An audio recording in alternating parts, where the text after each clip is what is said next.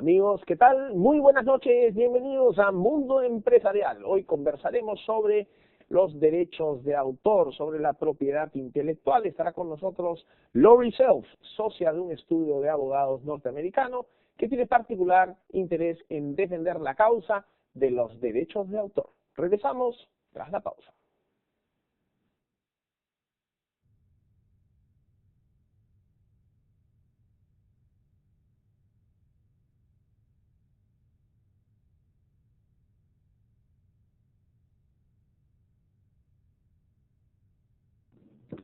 Bien, amigos, ahora nos vamos a un tema muy interesante con respecto a los derechos de autor, a los derechos de propiedad intelectual.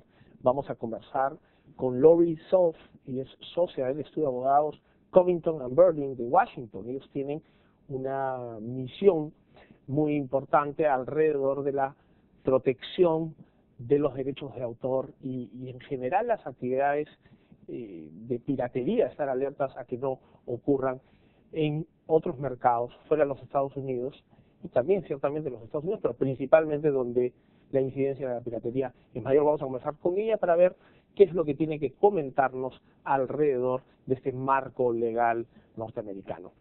Lori, how are you? Thank you for coming. Thank you for having me. Share with us, what do you know about all this effort against piracy and all the rights of author and intellectual property?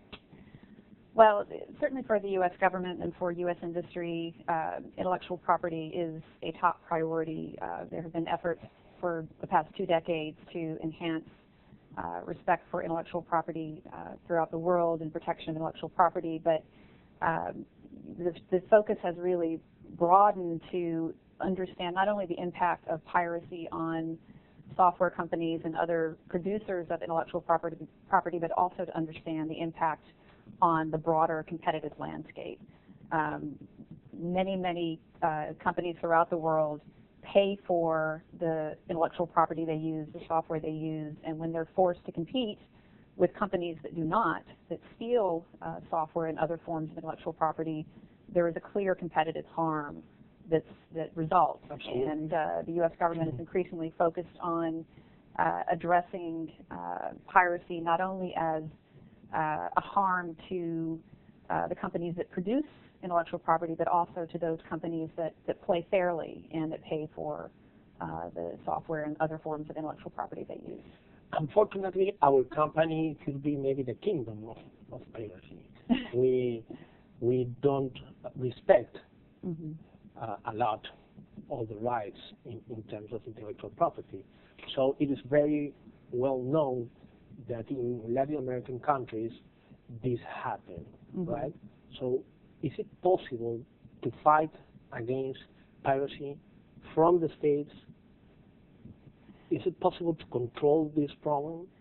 Well, one of the ways that state and the U.S. government are attempting to do that is to recognize that when companies in markets like Peru and in other markets throughout the world, when they steal software or other IP and then attempt to do business in the United States, that should be treated as an unfair trade practice and potentially should limit their ability to bring products into the United States. So I think by recognizing that piracy and other forms of IP theft is an unfair trade practice, it gives the U.S. government and state governments another tool to incentivize lawful use of software and other forms of IP in Peru and in other markets.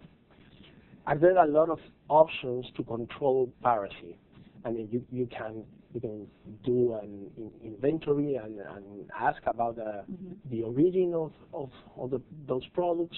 You can try to trace the software, who is using what software in which companies. But in practice, how many companies are controlled in the same format you are trying to do? I mean, I think it's a titanic effort. How do you fight against this reality? Well, you're right. It's a challenging process, but the stakes are high. In the U.S. economy, intellectual property is the basis for the majority of our exports.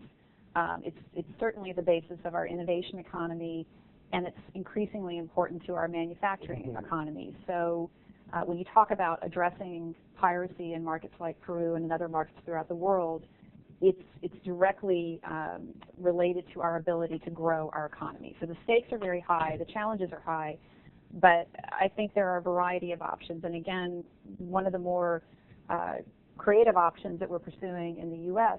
is again looking at piracy by manufacturers that export into the United States as a form of unfair competition, an unethical business practice in the same way that unfair labor standards or noncompliance with environmental standards is an unfair practice. And so that creates yet another set of legal tools to address the problem. But I think to your point, the most effective solution is for companies to recognize that legal use of software and other intellectual property is something that benefits them and that they control most directly themselves by conducting internal inventories of the software that they're using, taking steps to legalize, and taking steps to manage their intellectual property assets. And by doing so, not only do they avoid the legal risks that exist with respect to piracy, but they also, I think, create a competitive advantage vis-a-vis other companies in other markets that don't respect intellectual property, because increasingly, I think, the U.S. U.S. companies that do business with manufacturers throughout the world are going to ask the question, do you respect intellectual property? And if the company does not, that's going to be a basis for not doing business. Yeah, and of course. If the company does respect intellectual property, it gives them a competitive advantage vis-a-vis other companies that do not. So not only do we want companies to understand the risks of not respecting intellectual property, we want them to understand, more importantly, the important benefits in legalizing their software and other forms of intellectual property that they use. Is the U.S. government working along with foreign governments? I mean, do you have support from local governments here? Well, intellectual property has certainly been at the top of the U.S. trade agenda for many, many years. And so, for example, the U.S.-Peru FTA, intellectual property, trade agreement. Right, it was a critically important part of that agreement.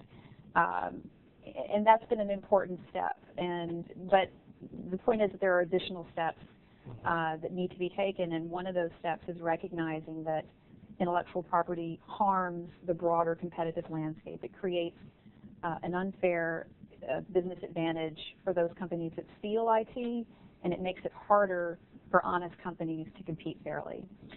What about the piracy in video, for example? Here, in our market, we used to have a Blockbuster Video as a company, okay? The franchise of Blockbuster, but it unfortunately disappeared from the market. And there's nothing where you can buy original videos. You don't have stores selling original videos here. How do you manage this reality? Because video is also a form, is one type of intellectual property. Yeah, of course, of course.